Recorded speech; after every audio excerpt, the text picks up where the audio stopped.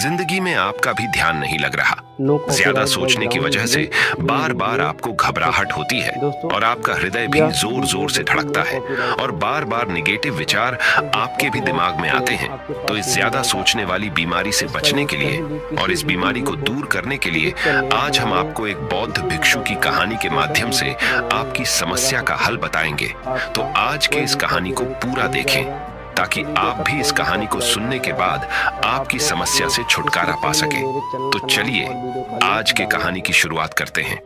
एक बार चीन के एक हिस्से में बहुत बड़ा मठ था जहां लगभग 500 भिक्षु रहते थे। वो सभी अपने गुरु के मार्गदर्शन में खुद को जानने का अभ्यास कर रहे थे। एक दिन एक लड़का उस मठ में शिष्य बनने के लिए आया। उसने मास्टर से कहा, मास्टर, मैं खुद को जानना चाहता हूँ। मैं सच की तलाश कर रहा हूँ। मैं पता लगाना चाहता हूँ कि सच क्या है। मास्टर ने उसकी ओर देखा और कहा कि अगर तुम सच जानना चाहते हो तो तुम्हें अपना पूरा जीवन दांव पर लगाना होगा। सच को जानने में तुम्हारा पूरा जीवन लग सकता है। फिर भी इस बात की गारंटी नहीं है कि तुम्हें इस जीवन काल में सच का पता लगेगा या नहीं। क्या तुम इसके लिए तैयार हो? शिष्य ने कहा, मास्टर, मैं यहाँ पीछे मुड़ने के लिए नहीं आया हूँ। मैं इसके लिए तैयार हूँ। गुरु ने कहा, अगर ऐसा है तुम एक काम करो। इस मठ में 500 भिक्षु है। तुम उनके लिए चावल कूटने का काम करो। बस सुबह से शाम तक चावल कूटने का ही काम करो और जब तुम थक जाओ तो सोने चले जाओ। फिर अगली सुबह उठकर चावल को कूटना शुरू कर दो। इसके अलावा कुछ और मत करना। किसी और चीज के बारे में मत सोचना। बस इस रास्ते पर चलते रहना और दोबारा मेरे पास मत आना। जरूरत पड़ने पर मैं खुद तुम्हारे पास आऊंगा। उस लड़के ने गुरु के आदेश का पालन करते हुए चावल कूटना शुरू कर दिया। उस मठ में 500 शिष्य थे। उन सभी को समय समय पर भोजन की आवश्यकता पड़ती थी, इसीलिए वह बहुत जल्दी उठ जाता था और रात को देर तक चावल कूटता रहता था।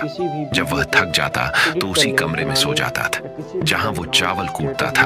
वो किसी से बात नहीं करता था और ना ही कोई उससे बात करने के लिए उसके पास आता था। कुछ महीनों तक चावल कूटते हुए उसके मन में पुराने विचार आते रहे, लेकिन उन विचारों को कोई नया विषय नहीं मिला तो वह अपने आप ही मिट गए। धीरे धीरे उसके मन में विचार कम होने लगे। कुछ सालों के बाद तो वो अपना नाम तक ही भूल गया। वह हमेशा चुप रहता और विचारहीन अवस्था में बस चावल कूटता रहता। उसने ना तो कभी ध्यान किया था और ना कभी शास्त्र पढ़ा था। मठ के बाकी शिष्य उसे मूर्ख समझते थे। ऐसा करते हुए 12 साल बीत गए। 12 साल बाद एक दिन मास्टर ने घोषणा की, अब मेरा आखिरी समय आ रहा है और मुझे अपना उत्तराधिकारी चुनना है जो मेरे बाद मठ का मुखिया होगा। इसीलिए मेरा कोई भी शिष्य है जिससे लगता है कि उसे आत्म साक्षात्कार हो गया है और उससे खुद को जान लिया है, तो रात को मेरे दरवाजे के पास आकर इस दीवार पर कुछ पंक्तियां लिखे जिसमें उसकी जिंदगी का सारा अनुभव समाया हो। कई शिष्यों ने ऐसा करने के बारे में सोचा, पर मठ के प्रमुख शिष्यों में से एक ने वहां जाकर कुछ पंक्तियां लिखी। उसे बौद्ध धर्म ग्रंथों का बहुत ज्ञान था। सभी शिष्यों को लगता था कि वो इस मठ का उत्तराधिकारी बन सकता है। उसने लिखा था कि मन एक दर्पण की तरह है जिस पर विचारों और इच्छाओं की धूल जमा हो जाती है। इस धूल को हटाने के लिए ही ध्यान है। जिसकी धूल हट जाती है और मन का दर्पण साफ हो जाता है, वो मोक्ष को प्राप्त कर लेता है। अगली सुबह जब मास्टर उठे और उन्होंने इन पंक्तियों को देखा और उन्होंने कहा कि किस बेवकूफ ने यह सब कचरा मेरी दीवार पर लिखा है। वो शिष्य जिसने यह लिखा था वो चुप रहा। हालांकि उसने जो पंक्तियां लिखी थी वो ज्ञान से भरी थी, लेकिन यह सब किताबी ज्ञान था। वो शिष्य बहुत चालाक था।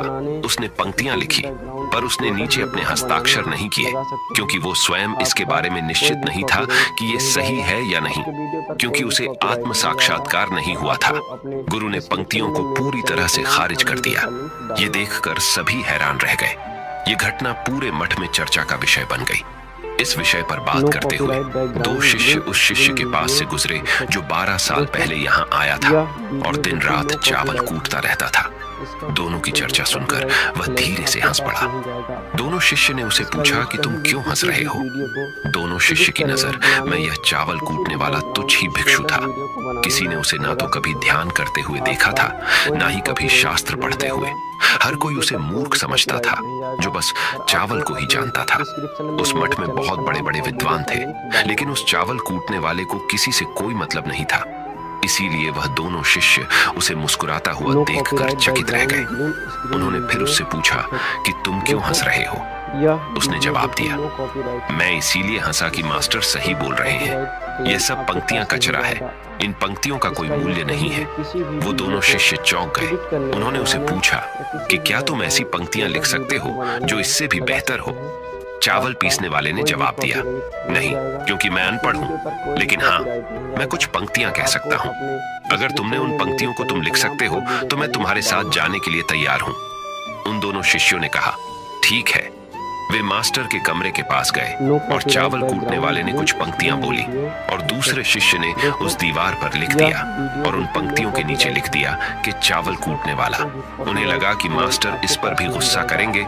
जो पंक्तियों उसने लिखने के लिए कहा था बहुत अद्भुत थी और वो पंक्तियां थी, मन तो बस एक का भ्रम है ना, तो मन है, ना ही मन का कोई दर्पण है, और जब मन ही नहीं है तो धूल कहाँ ठहरेगी।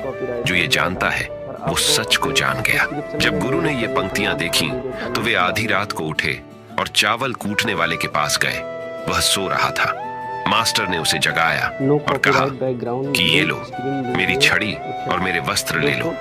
आज से तुम मेरे उत्तराधिकारी हो, लेकिन इस मठ को छोड़कर कहीं दूर चले जाओ, क्योंकि इस मठ में बहुत सारे विद्वान हैं जो खुद को तुमसे ज्यादा श्रेष्ठ मानते हैं और वो तुम्हें मार देंगे। वो इस बात को बर्दाश्त नहीं कर सकते कि एक साधारण सा चावल कूटने वाला उनसे ज्यादा विद्वान निकला। तुम्हें वह सारा ज्ञान हो गया है जो मुझे है। तुम्हें यह सारा ज्ञान चावल कूटते कूटते हुआ है, और मुझे पता है कि तुम जहां भी जाओगे लोग तुम्हारे पास आने लगेंगे, क्योंकि जब कोई फूल खिलता है तो उसकी महक हर तरफ फैलने लगती है। उसने अपने गुरु के पैर छुए और रात को ही वहां से चला गया। अगर हम अपनी जिंदगी में देखें तो पाएंगे बहुत से लोग सोचते हैं कि ध्यान केवल एक ही जगह बैठकर आंखें बंद कर ही किया जा सकता है, लेकिन हकीकत में ऐसा नहीं है। ध्यान तो चलते चलते भी किया जा सकता है, अपना कुछ काम करते हुए भी ध्यान किया जा सकता है। असल में ध्यान का मतलब यह है कि आप जो भी काम कर रहे हैं उसे अपनी शिद्दत से करें कि आपको आपके शरीर का ख्याल भी ना रहे। बिल्कुल उस चावल पीसने वाले की तरह जो चावल कूटने में इतना मग्न हो गया कि उसको खुद का कोई ख्याल ही नहीं रहा। उसने चावल कूटते हुए ही उसने आत्म साक्षात्कार प्राप्त कर लिया। हर समय वर्तमान में रहना और कुछ नहीं सोचना। मन तब तक ही है जब तक विचार है। जब विचार ही नहीं रहेंगे तो मन भी गायब हो जाएगा। जब मन ही नहीं रहेगा तभी तुम अपने आप को अच्छे से जान पाओगे। असल में हमें अपने वास्तविक रूप को जानने के लिए कोई अन्य साधना करने की आवश्यकता नहीं है। हम जो कुछ भी कर रहे हैं बस उसमें हमें पूरी तरह से खो जाने की जरूरत है। अपने काम में इस कदर से लीन हो जाओ कि आपका काम भी ध्यान बन जाए। ज्यादा सोचने वाले लोगों के लिए दूसरी रहस्यमयी कहानी अब हम आपको बताएंगे, तो चलिए कहानी की शुरुआत करते हैं। एक गांव में एक आदमी रहता था जो ताले तोड़ने के मामले में एक्सपर्ट था, यानी कि जहां कहीं भी ताले तोड़ने की बात आती थी या लॉक को खोलने की बात आती थी तो उसका नाम सबसे पहले लिया जाता था।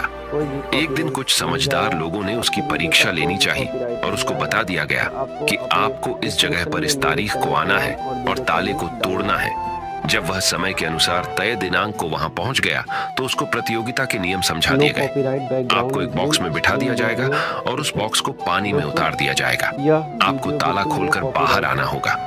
इस बीच आपको लगता है कि लॉक आपसे नहीं खुल पाएगा तो आप इमरजेंसी बटन को दबा सकते हैं और ऊपर आ सकते हैं, लेकिन आप प्रतियोगिता में हार जाएंगे। उसने सभी नियमों की हाँ कर दी और पानी में चला गया। जैसे ही वह पानी में पहुंचा तो उसने जेब में से एक तार निकाला और लॉक को खोल